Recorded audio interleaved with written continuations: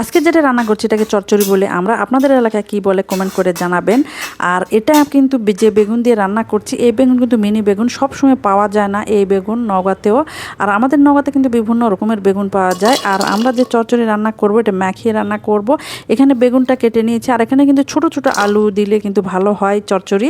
আর যেহেতু আমার কাছে নাই এজন্য বড় আলুই আমি কুচি করে কেটে নিয়েছি। আর চচ্চড়ি মানে কিন্তু পেঁয়াজ কুচি দিতে হবে বেশি, এর জন্য পেঁয়াজ কুচি এবং কাঁচামরিচ কুচি। আর আমাদের যদি কাঁচামরিচ না থাকে তাহলে আমি কখনোই চচ্চড়ি তরকারি রান্না করি না, কারণ চচ্চড়ির মেন জিনিসই হলো কাঁচামরিচ কুচি আর পেঁয়াজ কুচি। এরপরে আমি দিব হলুদ, লবণ, মরিচের গুঁড়া, মশলা, এবং এগুলো দিব হালকা হালকা করে আমি তেল দিয়ে আমি ভালো করে মাখিয়ে এই রান্নাটা আমি করব।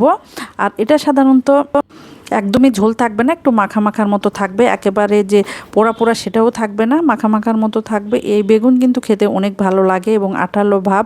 আর এই বেগুন যদি সবসময় পাওয়া যেত তাহলে অনেক ভালো হতো, কিন্তু এটা বেগুন চাষ হয় না ওইভাবে, কেউ কেউ ব্যক্তিগতভাবে করে, এর জন্য মাঝে মাঝে একটু পাওয়া যায়। আর এটা কিন্তু সাধারণত চচ্চড়ি খেতে হবে, অন্য কিছু খেলে একদমই ভালো লাগবে না।